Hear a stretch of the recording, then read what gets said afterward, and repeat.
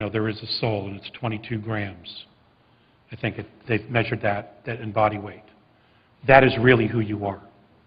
And connecting to who that person really is, what that essence is all about, you begin to realize, oh my God, I am not at all who I thought I was. And I'm purposely being vague because I don't necessarily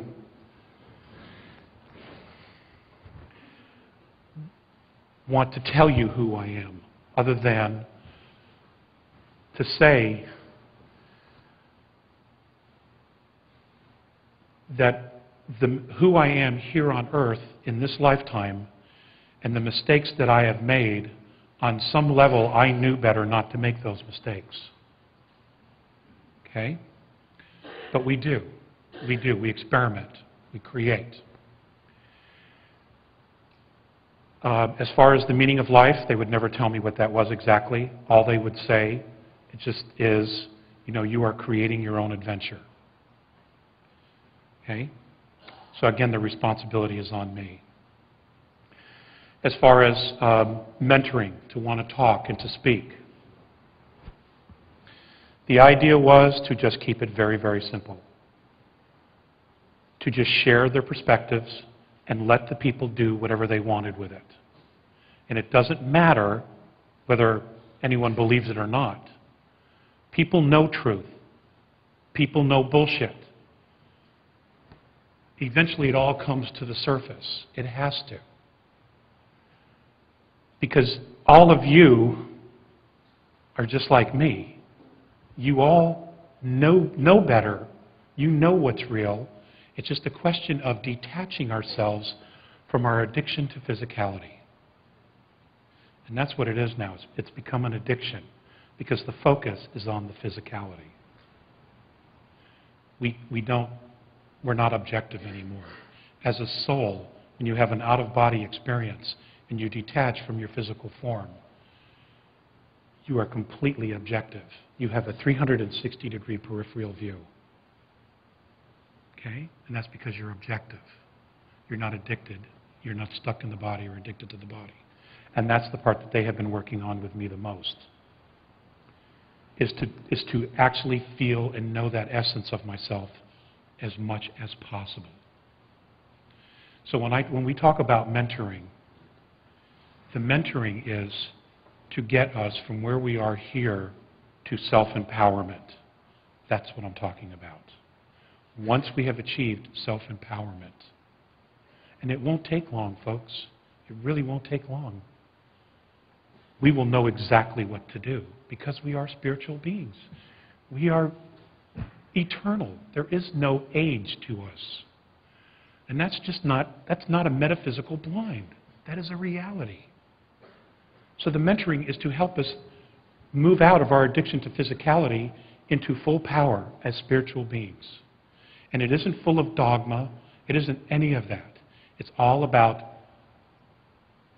introspection, voluntary introspection. That's what it is. Thank you.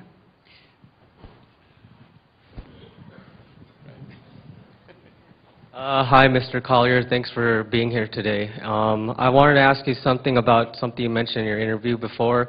You mentioned that an ancient race called the Patal created human beings probably so long ago. I wondered if you could just elaborate on that, because I always just wondered about it ever since you said it. Thanks. It is believed that an ancient race, some of them call them the founders, other cultures call them the Patal, created not only the wormholes, but created most of the physicality in what we know as our universe.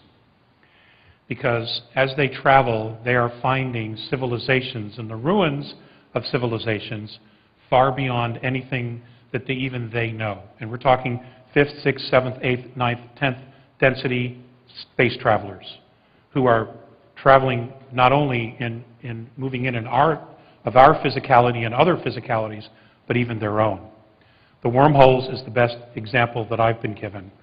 No advanced space race has any idea how they were actually built, but we know that they exist. In fact, there are several that have snapped, connecting our galaxy to some of the other nearby galaxies. They've snapped, and no one knows how to fix them because we don't even know how they were built. So. Hi, I'm Dan Bender, the one who's still working on the streaming, and I was asked by the streaming audience, which is now up to 1,500 members currently watching, and I think we've probably had over 10,000 that have tuned in on this particular segment. And I picked, thank you.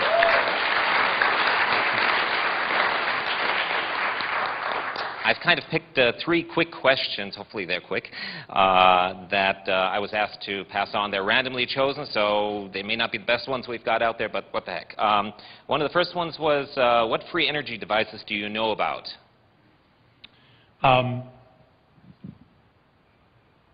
One I know is magnetic.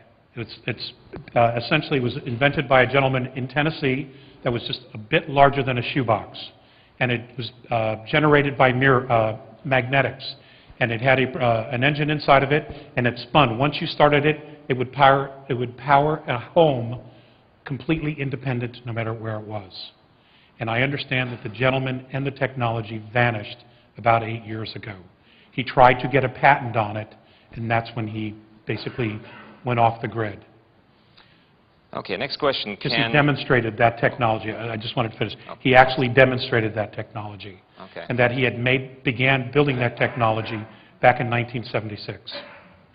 Second question I have is, can mentoring happen on the Internet? Now, I have to admit, I wasn't completely paying attention to everything because I was so busy with everything on the Internet, but I don't know. That's the question I have. That's a great question. I don't know. Okay. I wouldn't see why not. Okay, I guess we have to figure it out. My little side jobs I've got to do.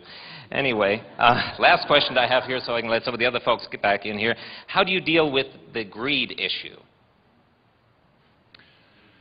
I don't have an answer for that. Okay. I mean, what is greed? That they'll never have enough? It's basically grounded in fear, I would think. Fear of loss, fear of abstinence, fear of not having enough, fear of loss. To me, that's what greed is. It's just a fear. Can it become an addiction? Apparently it has. But I personally don't have an answer for that. Well, thank you from the Internet audience. Okay, thank you. I just had, you had mentioned about possible coming changes, like on a geological level. To me, it seems so chance. Like I'd appreciate maybe some thoughts on your thoughts on. Do we just trust our intuition as far as where to go, what to do, how to plan for something like that, or it seems a rather daunting thing to try to get your head around. Well, you know, change occurs all the time, and you do things intuitively all the time as well, whether you realize it or not. You might change the way you go home one day and do something different, and then when you get home you find out that right where you would have been there was a horrific car crash. That in fact just happened to my wife. And she did something completely out of the ordinary for her. And she would have been right there. So